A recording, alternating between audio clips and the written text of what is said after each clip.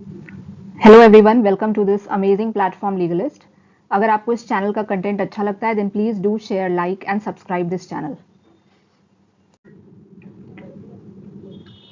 तो इस चैनल पे आपको कंप्लीट प्रिपरेशन करवाया जाएगा यूजीसी नेट एग्जाम दिसंबर 2024। ये आपका फोकस एग्जाम है एंड आपका टारगेट क्या है, जेआरएफ क्वालिफाई करना या नेट क्वालिफाई करना।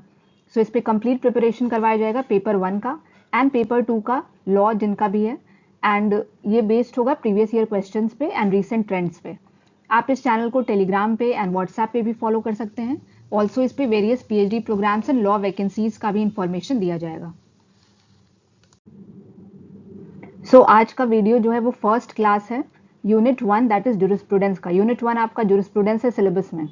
सो this is the first class and ये बेस्ड है प्रीवियस ईयर क्वेश्चंस पे। तो जिनका भी पेपर 2 लॉ है वो इस वीडियो को देख सकते हैं। So let's start it. जो टर्म लॉ होता है उसको यूज करते हैं 2 सेंसेस में। क्या क्या? Abstract sense and concrete sense. Term law को एब्स्ट्रैक्ट सेंस में यूज करते हैं तो उसका मतलब क्या है, द सिस्टम ऑफ लॉ, जैसे कि लॉ ऑफ इंडिया हुआ या लॉ ऑफ डिफर्मेशन हुआ, तो ये हुआ लॉ को एब्स्ट्रैक्ट सेंस में यूज करना। एंड लॉ को जब कॉन्क्रीट सेंस में यूज करते हैं तो इसका मतलब है जैसे कोई स्टैट्यूट हुआ, इनैक्टमेंट हुआ या ऑर्डिनेंस हुआ। Now Austin is called the father of English jurisprudence.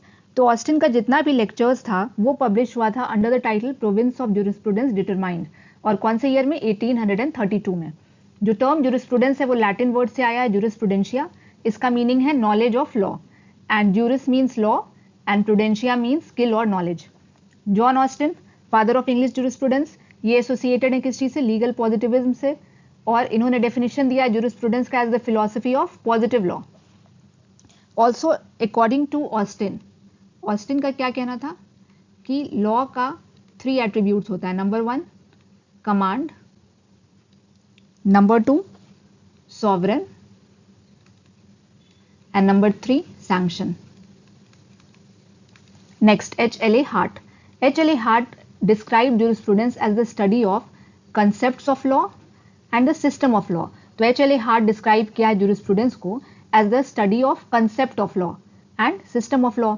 Roscoe Pound जो कि सोशल इंजीनियरिंग से एसोसिएटेड है या sociological approach of to law से आते हैं, तो इन्होंने jurisprudence का डेफिनेशन दिया as a science of law or the philosophy of law or a systematic knowledge of the nature, functions and purposes of law. Now, Fuller. Fuller ने jurisprudence के बारे में कहा है that it is the study of law in the concrete.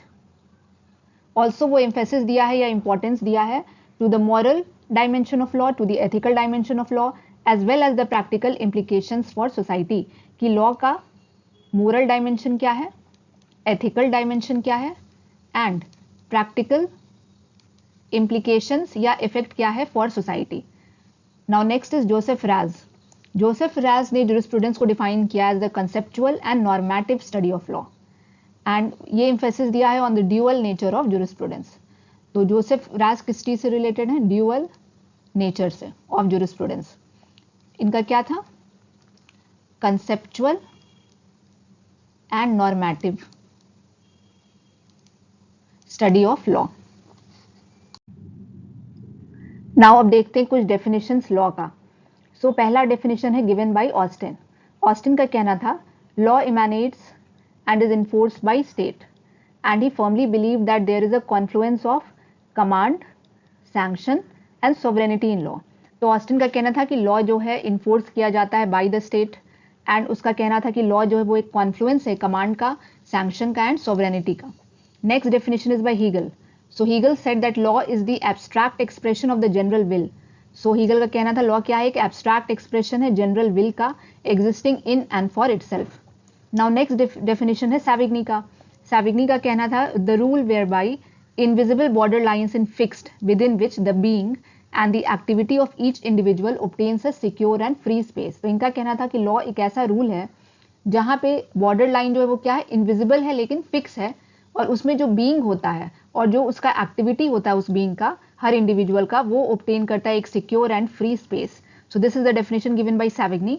Now next definition है Ihering का। इसमें कहना था कि लॉ का एम्फेसिस होता है ऑन 2 बेसिक एलिमेंट्स। क्या? फर्स्ट है सोशल कंट्रोल एंड सेकेंड है social purpose. And according to him law is the form of guarantee of the conditions of life in society assured by state's power of constraint. तो आयरिंग का कहना था कि law जो है वो दो बेसिक एलिमेंट पे इम्फेसिस या इंपॉर्टेंस डालता है. क्या है? नंबर 1 है सोशल कंट्रोल एंड नंबर 2 है सोशल पर्पस. और इन हिज व्यू लॉ क्या है? एक फॉर्म ऑफ गारंटी है of the conditions of life in society जो कि एश्योर किया जाता है by the state's power of constraint. Now next definition is given by Thomas Aquinas. So according to him, law is an ordinance of reason for the common good made by him who has a care of the community and promulgated. तो Thomas Aquinas का क्या कहना था कि law क्या होता है? एक ऑर्डिनेंस ऑफ रीजन होता है.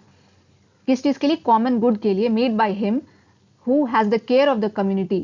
और ये जो ऑर्डिनेंस ऑफ रीजन होता है वो उसको कौन बनाता है? ऐसा इंडिविजुअल या ऐसा कोई व्यक्ति बनाता है जो केयर करता हो कम्युनिटी का and promulgated. So Thomas Aquinas के according law is an ordinance of reason. Ordinance of reason की वर्ड है, याद रखिएगा. For the common good made by him who has the care of the community and promulgated. Now next definition देखते हैं किसका है? Friedmann का.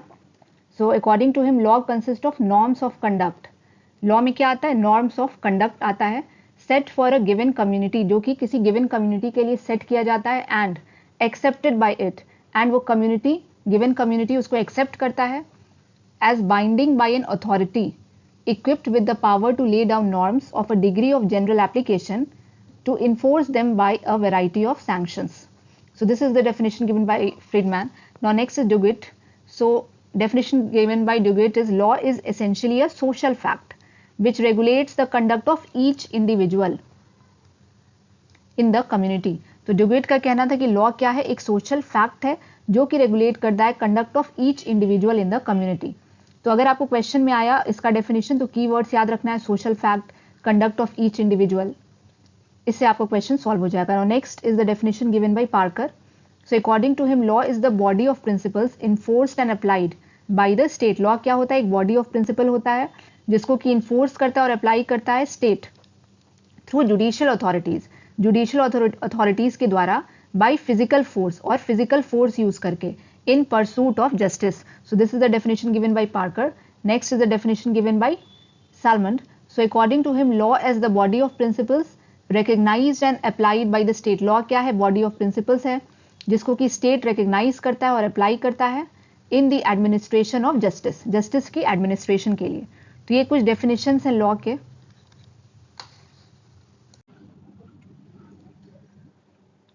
Now कुछ one liners हैं, जैसे Hobbes ने कहा था कि law as the command of determinate superior that has coercive power. तो हॉब्स ने लॉ को क्या डिस्क्राइब किया था? कि वो एक कमांड है डिटर्मिनेट सुपीरियर्स का जिनके पास कोअर्सिव पावर्स हैं. ठीक है. So Hobbes describe law as the command of determinate superior that has coercive power. Now next is European. So according to him law is the art of science of what is equitable and good. तो question में आ सकता है कि who describe law as the art of science of what is equitable and good. तो answer क्या होगा? European. Now next, जो ग्रीक फिलोसफर्स थे प्लेटो एंड एरिस्टोटल, उनका मानना था कि अनरिटन लॉ है जो कि डिवाइन ओरिजिन का है, उसका एग्जिस्टेंस है. So Greek philosophers Plato and Aristotle believed existence of an unwritten law of divine origin. Next is Thomas Aquinas. So he was the propounder of natural law. जो Thomas Aquinas था वो आपको propounder था natural law का and उसका rational approach था to the law. Now next is Roscoe Pound. So Roscoe Pound जो कि एसोसिएटेड है सोशल इंजीनियरिंग से. So according to him social control through systematic application of force of politically organised society. तो according to Roscoe Pound social control होता है through systematic application of force. Systematic application of force के द्वारा of politically organise society. किस तरह की society में? Politically organise society में. So according to Roscoe Pound he describe law as the social control through systematic application of force of politically organise society.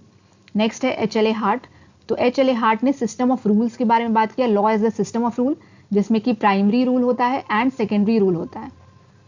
तो आपका जो प्राइमरी रूल है वो ड्यूटी इम्पोजिंग होता है ड्यूटी को इम्पोज करता है, एंड जो सेकेंडरी रूल है वो पावर कन्फरिंग होता है, पावर को कन्फर करता है.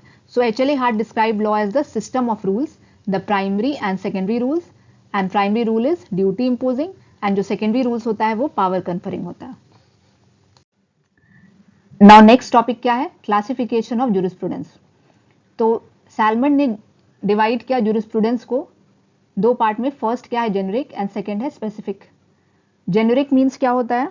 जेनरिक सेंस में जूरिस्प्रूडेंस इंक्लूड करता है entire body of legal principles, and specific में ये इंक्लूड करता है particular branch of such principles.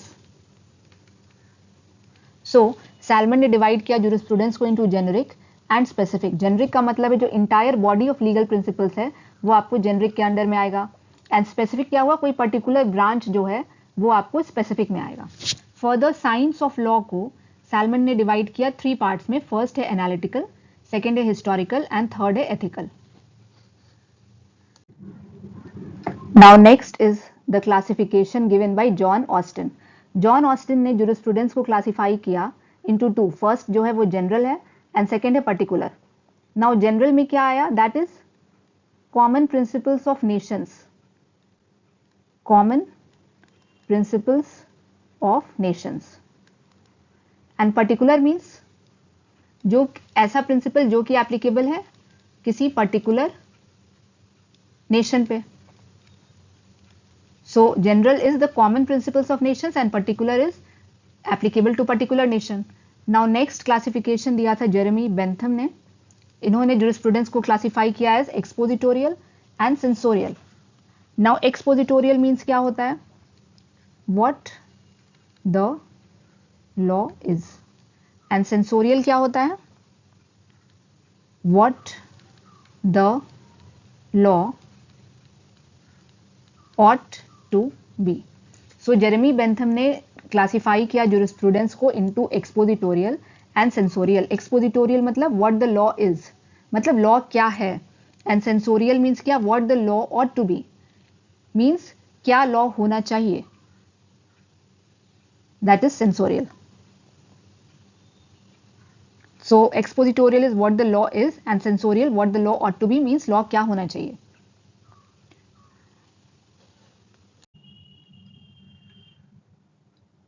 Now Julius Stone. Julius Stone ने जूरिस्प्रूडेंस को डिवाइड किया था into analytical, functional and principle of justice. So Julius Stone divided jurisprudence किसमें? First analytical हुआ, सेकंड हुआ फंक्शनल, एंड थर्ड हुआ principles of justice. Now next Roscoe Pound, जो कि रिलेटेड है सोशियोलॉजिकल स्कूल से and the concept of social engineering से. तो इन्होंने बोला कि लॉ का 4 मेजर फंक्शन होता है. वो क्या क्या है? फर्स्ट है maintenance of law and order in society, society में लॉ एंड ऑर्डर को मेंटेन करना. सेकंड है maintain status quo in society, society में स्टेटस क्वो को मेंटेन करना.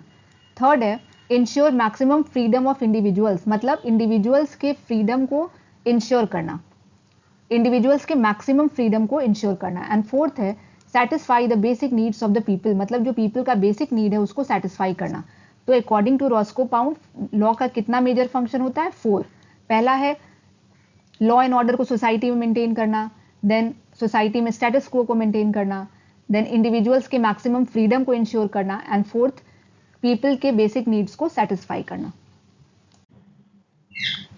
नाउ कुछ प्रीवियस ईयर क्वेश्चंस देखते हैं. So question is law is an ordinance of reason for the common good made by him who has the care of the community and promulgated. ये statement किसने दिया था? ये question पूछा गया है. तो ऑप्शन है आपको सेंट ऑगस्टीन, सेकंड है Saint Thomas Aquinas, third is Ulpian, and fourth is Rousseau. So इसका आंसर क्या होगा? ये लॉ का डेफिनेशन किसने दिया था? So this was given by Saint Thomas Aquinas. So second is the answer.